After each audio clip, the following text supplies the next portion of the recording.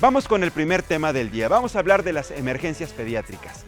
El área de urgencias en los hospitales se le conoce como de choque o reanimación, ya que se atiende a pacientes en estado grave por un paro respiratorio o cardíaco, quienes están desangrando o tienen heridas serias. Pero aquí también, en especial, vamos a hablar en Código Salud qué hacer primero en casa, porque la mayoría de las emergencias pediátricas comienzan en casa. Vamos a presentarte la nota y regresamos a platicar con la especialista.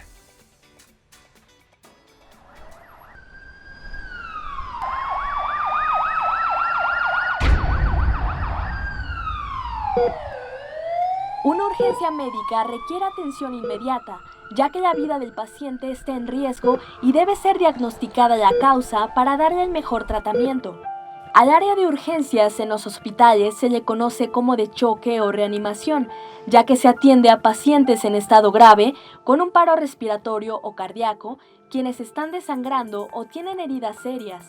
Las salas de urgencias de los hospitales requieren tener atención las 24 horas del día, los 365 días del año. Por lo que siempre es necesario contar con doctores especialistas que puedan actuar rápido ante situaciones que requieren curación o cirugía. Los padecimientos más frecuentes por los que las personas asisten a un área de urgencias son los problemas respiratorios, como las crisis asmáticas y complicaciones de bronquitis aguda. Los problemas abdominales, los cuales se acompañan de síntomas graves como diarreas, fiebres y náuseas. Y otros son los traumatismos, donde se ven quemaduras y fracturas. Muy bien, hubo un asunto ahí con la nota que te estábamos presentando, la vamos a retomar un poco más adelante. Quiero agradecer en estos momentos, se encuentre ya con nosotros aquí en el estudio de Código Salud, Gabriela Mendoza, es especialista en urgencias pediátricas, para platicar de este tema. Así que quédate con nosotros por si tienes niños en casa. Bienvenida, Gabriela, gracias por estar con nosotros aquí esta mañana en Código Salud. Hola, buenos días, Mariano. Muy buenos gracias días. por invitarme. Bien, la principal, digamos, preocupación que puede tener un adulto cuando está en casa, ya tenga hijos o no, sobre todo los papás que son primerizos, que tienen que tener determinados cuidados con sus hijos, los bebitos, por ejemplo, arranquemos desde que están muy chiquitos, recién nacidos. ¿Cuáles son las principales emergencias que se dan primero en casa con los menores de edad para que tengamos como adultos bien sabido de qué se trata, pero sobre todo, qué tenemos que hacer, cómo debemos actuar? Ok, bueno, Mariano, mira, el área de urgencias es un área muy amplia. Sin embargo, si empezamos desde los recién nacidos, ahí nuestra principal preocupación sería el riesgo de broncoaspiración o caídas, ¿no? Finalmente, los niños, desde que nacen hasta los 3 meses de edad, son niños que no pueden moverse, o sea, dependen al 100% del cuidador, en este caso, la mamá o el papá, ¿no? Si tomamos en cuenta el riesgo de broncoaspiración, entonces tendríamos que educar a la mamá, enseñarle a que después de que le dé de comer al bebé el seno materno o la fórmula, si es el caso, es muy importante sacarle el aire, es decir, las mamás deben colocarse al bebé en su tórax, en el pecho. Y es cuando le dan las palmaditas. Exacto, en la espalda hasta que el niño repita. Exacto, pareciera ser algo muy sencillo, sin embargo tiene mucha importancia. Hay que saberlo hacer. Exacto. También. Las palmadas deben ser en forma de C, con la palma de la mano. ¿Así? Y en la espalda, a manera que hagan como un golpe firme, pero sin lastimar al niño, ¿no? El objetivo de esto es que las burbujas de aire que quedan en la pancita, el niño pueda liberarlos y al momento en el que esté acostado no tenga alguna regurgitación de aire y que se venga con todo y la leche y puedan broncoaspirar. Esa es la principal, digamos, consecuencia de cuando después de comer, no les sacan el aire. No se les saque el aire, no eructen los pequeñitos. Exacto. Entonces se coloca aquí, que muchas mamás lo hacen definitivamente, es como una tradición. Sí, ya es tradición. Ya es algo que sí hemos visto que es algo muy común, ni siquiera hay que enseñárselos, pero también hay que saber hacerlo. Entonces, la complicación sería esto que tú nos dices. La broncoaspiración. Broncoaspiración. El otro punto muy importante, aparte de sacarle el aire, es la posición en que van a acostar a los bebés. Se recomienda que sea, si va a ser en la cuna, que sea una cuna que esté plana, es decir, libre de almohadas, peluches o huecos en las orillas de las cunas. ¿Por qué?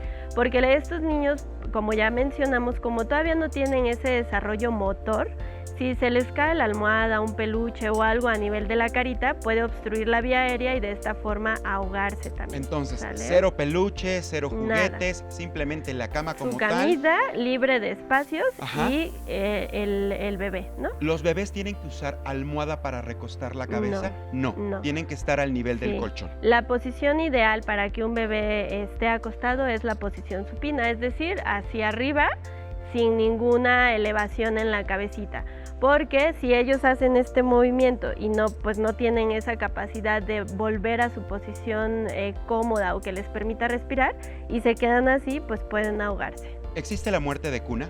Sí, exacto. ¿Cuál es la muerte de muerte de cuna o muerte súbita, que se da principalmente por estas posiciones cuando ponen a los niños de lado o hacia abajo. Lo correcto es entonces boca arriba. Boca arriba y en una superficie plana. O sea, es decir, sin almohada, sin que quede a 45 grados, que no esté heladito o hacia abajo, porque esas son las posiciones de riesgo para que se ahoguen. ¿Por qué? Porque hay una, digamos, opresión, se están oprimiendo, digamos, los pulmones, o por qué pone en riesgo la vida de un pequeñito si se duerme boca abajo y no boca arriba. Pues mira, si lo ponemos hacia abajo y por alguna razón se obstruye la nariz, él no es capaz de volver a liberar la naricita para poder respirar. Todavía no tiene esa facultad. No. Los niños hasta los 3 meses de edad empiezan a tener un poco de solidez y fuerza en los músculos del cuello y es cuando empiezan a tener el sostén cefálico. Antes de los 3 meses, pues no. En la posición en la que tú la dejes, en esa posición se va a quedar y si no estás pendiente y le cae una almohada o se le cubre la nariz con las sábanas, pues puede ahogarse. Importante esta parte, sobre todo para quienes son papás primerizos, Exacto. que no saben cómo colocar perfectamente a sus bebitos ya cuando se van a ir a dormir.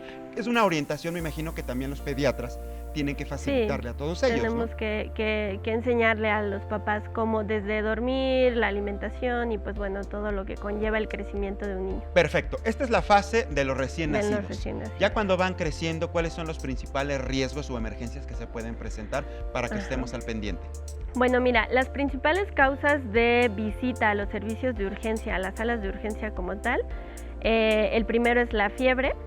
La fiebre, recordemos que fiebre se considera la temperatura arriba de 38, específicamente 38.3, es lo que nos dice la literatura.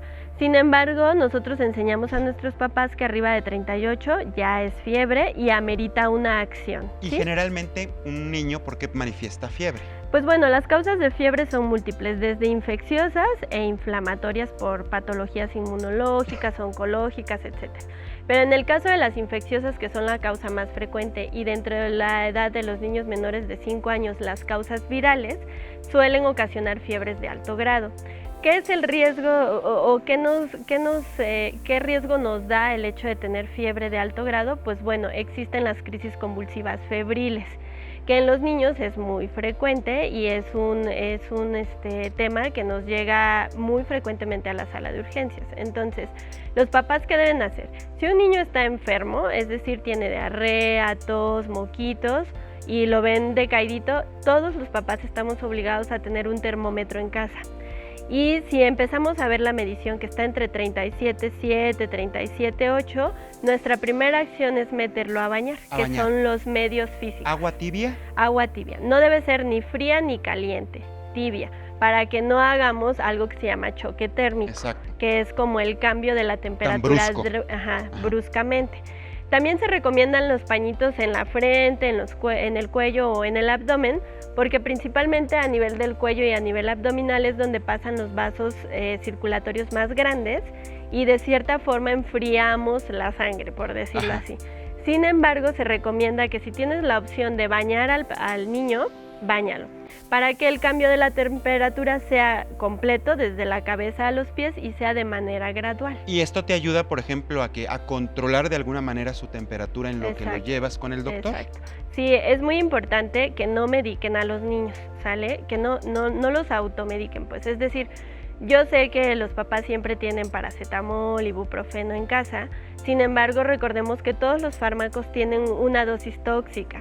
Entonces es Uy, muy y importante. para un pequeñito puede ser Exacto. tremendo. Y todo en los niños se calcula en base al peso. Ajá. Entonces es muy importante que sea valorado por un médico que calcule el medicamento de acuerdo a su peso y le dé la dosis. Y la dosis adecuada, definitivamente. Para evitar intoxicación. Y esta parte es bien importante, qué bueno que lo comentas, Gaby, porque cuando uno es papá y tienen hijos muy pequeños, empiezan a llorar. Ujú. A lo mejor puedes comenzar a identificar por los horarios que es un, digamos, llanto por hambre. Ujú. Pero cuando se enferman, es difícil luego saber porque Sí, todavía no claro. se comunican contigo. Su Sí, manera no. es expresarlo de esa manera. Finalmente, cuando se presenta una infección, un cuadro febril, por ejemplo, y otro tipo de manifestaciones que puedan indicar que el bebito o el chiquitito está ya enfermándose, el llanto es vital. O sea, el llanto Sí. prolongado o quizá en un tono distinto al del hambre, ¿nos puede encender un foco rojo para decir el niño está enfermo? ¿Hay que llevarlo a claro. urgencias? Sí, claro. Recordemos que, como tú bien dices, los niños no siempre expresan de manera verbal, o sea, con palabras, que les duele, ¿no? Tenemos que como adivinar y a la vez revisarlo y ver dónde encontramos la probable causa. Sin embargo, efectivamente, la irritabilidad, ellos lo manifiestan con llanto. Ajá. Y eso es un signo de alarma para nosotros. Un niño que no se tranquiliza con su mamá, ese niño no está bien. O sea, tiene algo Tiene algo. que hay que Si estudiar. nos está diciendo que Sí, tiene algo, le claro. está pasando algo o algo Sí, le está porque doliendo. pueden estar llorando por verme a mí con una bata y se asustan, ver gente desconocida, ¿no? Que los está tocando y revisando. Pero siempre cuando la mamá los abraza, se tranquilizan. Eso es un comportamiento normal. Sin embargo, si ves que el niño está llore y llore, irritable, no se calma con la mamá, no tiene un momento de tranquilidad, es importante descartar pues dentro de ellas infecciones graves, ¿no? Así es, entonces Ujú. es cuando ya hay que recurrir directamente con el pediatra Sí. o en su defecto a un servicio de urgencia. Sí, y la otra es la somnolencia, o sea, cuando esté más dormido de lo habitual también. ¿Ese es otro síntoma? Eso también es un Es signo una, de es una alarma. señal de alerta. Sí. ¿Qué pasa si un niño entonces duerme de más? ¿Qué pudiera tener? Pues mira, hay que descartar múltiples causas. Dentro de ellas, si se asocia a fiebre, pues alguna infección, si tiene diarreas, ver si no está deshidratado, si se cayó, ver si no se asocia a un trauma, ¿sale? Hay como muchas causas para el estudio de la somnolencia. Lo que sí sabemos es que si un niño está tendiente a dormir más de lo habitual, esto es muy importante, que sea más de lo habitual, porque si no las mamás también se estresan si duerme una siesta más de lo normal y eso no está mal. Pero Más que, de lo habitual, Ajá. ¿cuánto sería? En por tiempo. ejemplo, si un niño, no sé, en el día hace 2 siestas, ¿no? Y ahorita está enfermito, con gripita, fiebre, y ves que todo el día está pues muy tranquilo, durmiendo, no quiere comer, está molesto en general, ese niño pues tiene que estudiarse, ¿no? No es válido que se quede en casa a ver cómo evoluciona, porque finalmente a los servicios de urgencias nos llegan ya complicados o con muchas horas de evolución y pues ya la fiebre avanzó, ya convulsionaron o la infección ya se hizo más severa. Entonces, la recomendación que yo le haría a los papás es, si tú ves que tu niño no está normal, o sea, no tiene un Y comportamiento duerme normal, demasiado tiempo. duerme demasiado tiempo, o está irritable, o tiene fiebre que no se le baja con el hecho de bañarlo, es necesario acudir a un servicio de Y sí, y urgencias. qué bueno que lo comentas, Gaby, también en este caso, porque luego pensamos que porque está durmiendo mucho tiempo, ahí está tranquilito y qué bueno, ¿no? Ujú. Ya todo mundo en paz. Ojo, señal de alerta Sí, también. hay Mucho tiempo que estar esté durmiendo atento. durante el día, Ujú. hay que estar atento. Otro tipo de manifestaciones y urgencias que se presentan en casa, por ejemplo, es, independientemente del caso de los niños cuando salen quemados, que también ya hemos Ujú. platicado esta semana, incluso esta semana platicamos con la directora del Hospital Pediátrico de Tacubaya, que es lo que más les llega, por Sí. ejemplo, a ellos.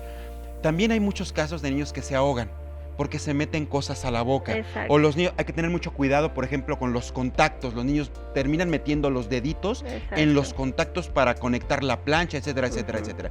¿Qué tan común es esto y cómo se trabaja con ellos? Bueno, mira, las quemaduras sí abarcan un porcentaje alto de la atención en la sala de urgencias. La principal causa en los niños es por escaldadura, es decir, por agua caliente, ¿sale?